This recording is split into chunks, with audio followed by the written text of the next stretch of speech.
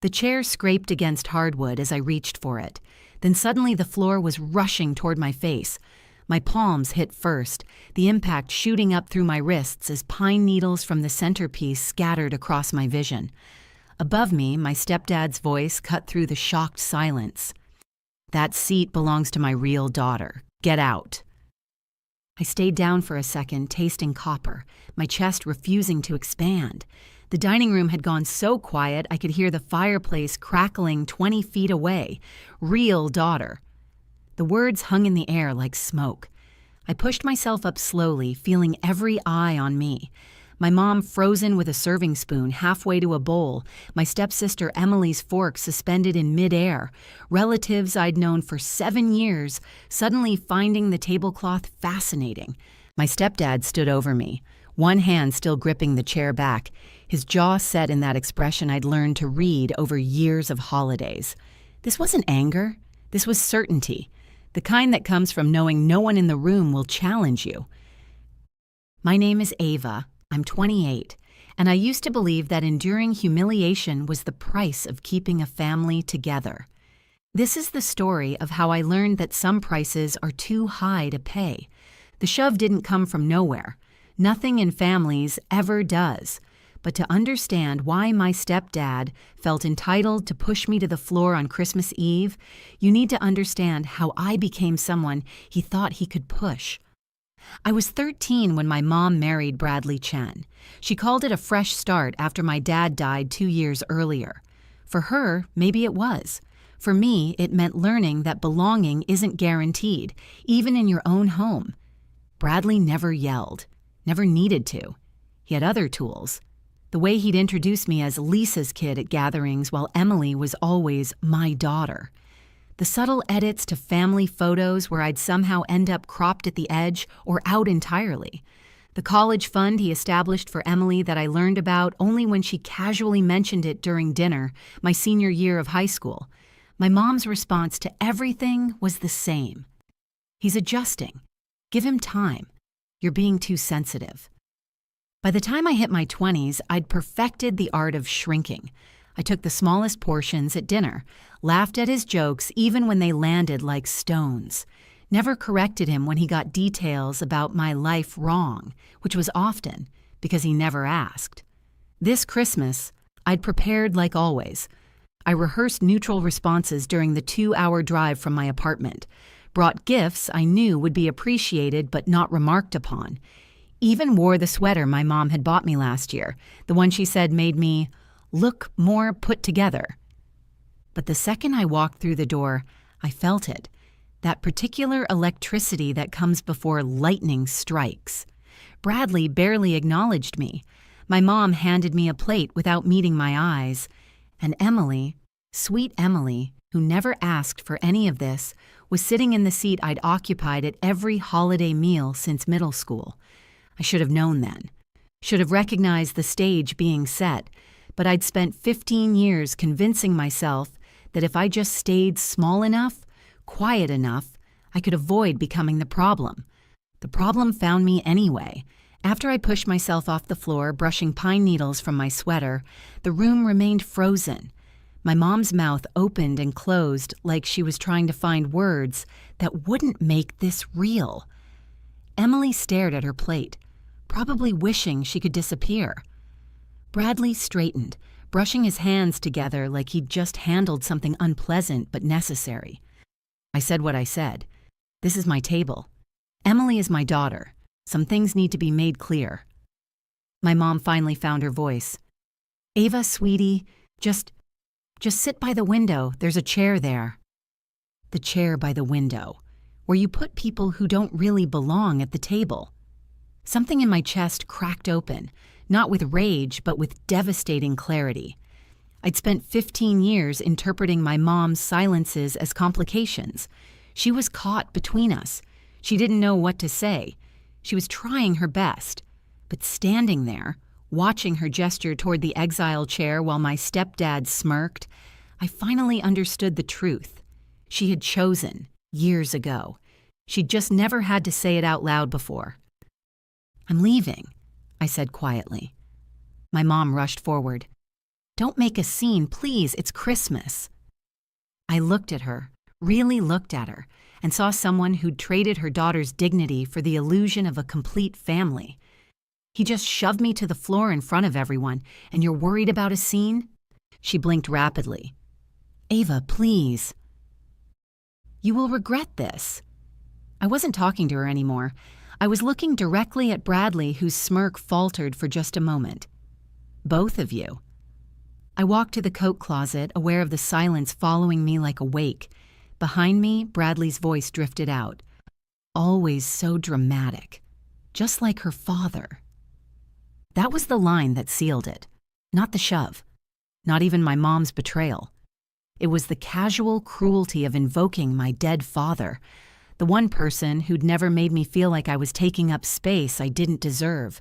I drove home with both hands locked on the steering wheel, my phone buzzing incessantly in the passenger seat. I didn't answer. Let them sit in the silence they'd always demanded I accept. When I got home, I didn't cry. I didn't rage. I made tea and opened my laptop, pulling up a folder I'd maintained for years without quite knowing why. Every document, bill, and statement my mom had ever asked me to help organize. Because here's what Bradley never knew. My mom wasn't good with finances. She was creative and warm and spontaneous, which meant she'd handed him control of their accounts years ago.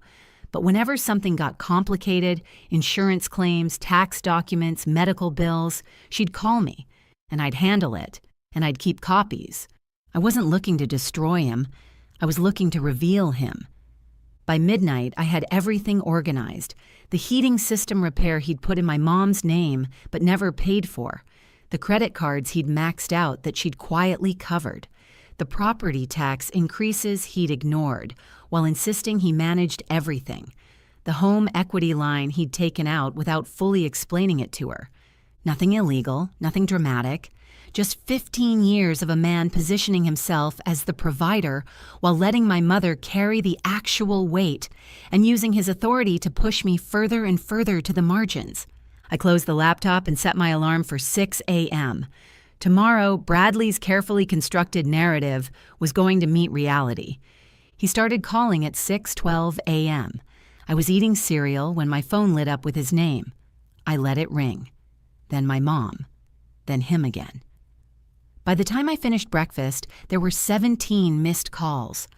I drove to North End Legal Services, a small firm I'd visited once with my mom years ago for an insurance issue. The attorney, Marcus Green, remembered me immediately. "What brings you in, Ava?" I slid the folder across his desk. "I need my mother to understand what she's financially responsible for and what she isn't, and I need it documented properly." Marcus reviewed the contents, his expression growing increasingly serious. "Your mother knows about all this." "No, because Bradley never let her see the complete picture, and she never questioned him." "What outcome are you looking for?" "I want her to know the truth. I want her to see exactly what she's been protecting." He nodded slowly. "We can arrange a meeting, neutral ground, present the information clearly. Would you like me to send the invitation?" "Yes, today if possible." When I left the office, my phone showed 33 missed calls. I stopped at a cafe across the street and ordered coffee, watching the December light filter through frosted windows. For the first time in 15 years, I wasn't bracing for impact. I was creating it.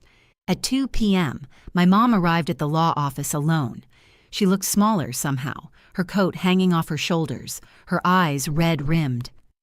"Ava, why are we here?" "You'll understand in a moment." Marcus spread the documents across the conference table with practiced care.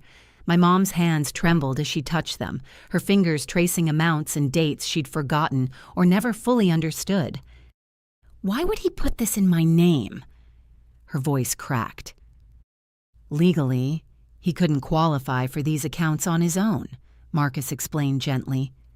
"Your credit made them possible. You've been carrying most of the household financial obligations for years." "But he told me he handled everything." "He told you that. The paperwork tells a different story." Marcus continued. "Nothing here is illegal, Mrs. Chen. but it does show a long-term pattern of financial dependence that's left you vulnerable. My mom leaned back, hand covering her mouth. I had no idea. That was the moment. The exact second when 15 years of he's doing his best collided with documented reality. I watched it happen in her eyes, the narrative cracking, the excuses failing, the truth settling in like cold water. Her phone buzzed on the table. 37 missed calls, all from Bradley. She didn't answer. "Last night," she whispered. "When he pushed you, I thought you two were just arguing. I didn't realize." "He shoved me to the floor, Mom, and you told me not to make a scene." She flinched. "He gets angry when I confront him. I thought keeping things calm was better." "Calm for who?"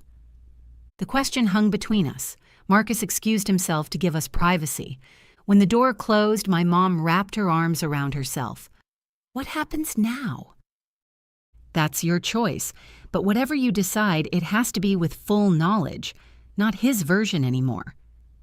Her phone lit up again. 41 missed calls. She silenced it. We sat in that silence for a long time.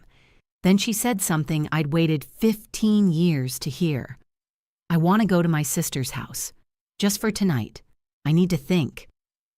It wasn't triumph. It wasn't even resolution. It was the beginning of accountability. My mom stayed with her sister for 6 days. I didn't pressure her, didn't ask for updates. For the first time in our relationship, I let her sit with the truth without trying to manage her reaction to it. Bradley's calls stopped on day 3. No apologies, no explanations, just silence, which told me everything I needed to know. He wasn't looking for understanding. He was looking for control. Without an audience, he had nothing to say. On day 7, my mom called and asked me to meet her for coffee. When she walked in, she looked different, lighter somehow, despite the exhaustion around her eyes. "I've read through everything 3 times. I can't believe I let this happen." "You weren't let to see it clearly." "I should have. I'm your mother. I should have protected you." The apology I'd imagined 1,000 times felt different when it finally arrived. Smaller, more human. "What matters is what happens now," I said. She nodded. "I talked to a financial advisor. I'm separating our accounts, and I told Bradley I need space to decide what comes next." "How did he react?" "He showed up at my sister's house." She looked down. "He was angry. Kept saying you'd poisoned me against him, that you were trying to break up our marriage." My chest tightened. "What did you say?" "I told him that if our marriage can't survive me knowing the truth about our finances, then maybe it shouldn't survive at all." I felt something in me exhale that had been held tight for years. "I also told him," she continued, her voice stronger now, "that what he did to you at Christmas was unforgivable. That calling you not his real daughter, pushing you like that. I should have said something right then. I should have stood up, and I'm so sorry I didn't. It wasn't perfect. It didn't erase 15 years of choosing him over me. But it was honest, and that mattered more than any grand gesture." "Where do we go from here?" I asked. "I don't know yet," she admitted. "But wherever it is, I want you there, not at the window seat, at the table." 3 weeks later, my mom filed for legal separation. Bradley fought it at first, then seemed to realize that the financial documentation made his position untenable. The divorce proceedings were quieter than I expected. No dramatic courtroom scenes, just paperwork and mediated discussions. 6 months after she filed, the divorce was finalized. Bradley signed the papers without further contest once he realized the financial documentation left him little leverage. Emily reached out to me once during this time. We met at a neutral cafe, both of us awkward, neither quite knowing what to say. "I'm sorry," she finally offered. "About Christmas, about all of it. I never asked him to treat you that way." "I know," I said, and meant it. This was never about you.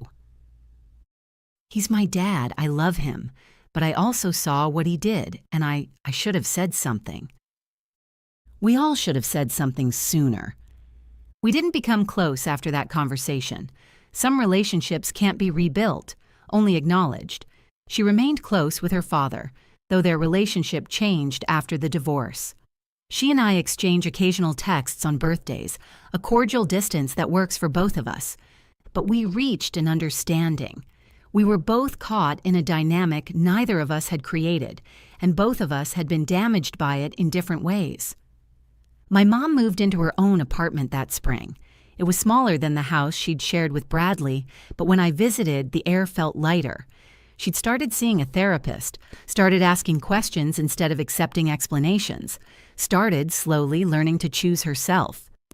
We had dinner together one evening in May, just the two of us. As we cleared the dishes, she paused and looked at me. "I'm proud of you for not letting me pretend anymore." It wasn't easy. No, but necessary things rarely are. I didn't walk away from that Christmas to punish anyone. I walked away because I finally understood that protecting myself wasn't disloyal. It was essential. Families don't heal through silence or endurance. They heal when someone is brave enough to name the truth out loud. For us, it started with one truth laid on a table where I was never allowed to sit. It took my mother longer to join me there, but eventually she did, and that's what mattered. The seat at the window is empty now, and I'm never sitting there again. If this story reminds you of something you've lived through, you're not alone. Drop a comment about your experience if you feel comfortable sharing. Hit that like button if this resonated with you, and subscribe for more real stories about the moments that change everything. Before you go, here's a quick bonus for sticking around. If you love learning and growing like I do, you need to try audiobooks. I've got an exclusive deal with Audible. Your first month is completely free. That's access to over 500,000 titles, zero cost to you. All the details are waiting in the description. Don't miss this one.